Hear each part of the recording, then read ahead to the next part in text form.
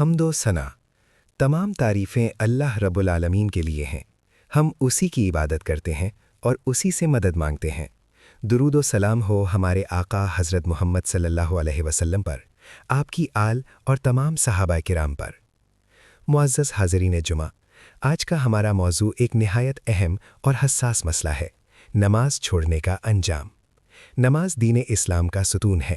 جو اسے قائم رکھتا ہے وہ دین کو تھامے رکھتا ہے، اور جو اسے چھوڑ دیتا ہے وہ اپنے ایمان کو خطرے میں ڈال دیتا ہے۔ اللہ تعالیٰ قرآن پاک میں بار بار نماز قائم کرنے کا حکم دیتا ہے۔ نماز مومن اور کافر کے درمیان فرق ہے۔ قیامت کے دن سب سے پہلا سوال نماز کے بارے میں ہوگا۔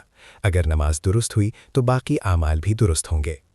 جو شخص جان بوجھ کر نماز چھوڑ دیتا ہے وہ اللہ کی نافرمانی کرتا ہے۔ اس کے دل سے نور ایمان کم ہونے لگتا ہے، برکتیں اٹھ جاتی ہیں، بے سکونی اور پریشانیاں زندگی کا حصہ بن جاتی ہیں۔ آخرت میں ایسے شخص کے لیے سخت وعیدیں آئی ہیں۔ نماز چھوڑنے والا اللہ کی رحمت سے دور اور عذاب کے قریب ہو جاتا ہے۔ افسوس، آج ہم دنیا کے کاموں کے لیے وقت نکال لیتے ہیں مگر نماز کے لیے بہانے بناتے ہیں۔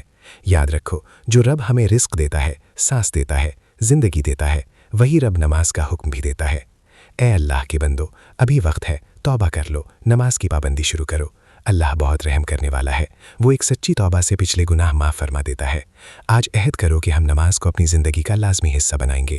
اے اللہ، ہمیں نماز قائم کرنے والوں میں شامل فرما، ہمارے دلوں کو ہدایت عطا فرما، ہماری کوتاہیوں کو معاف فرما۔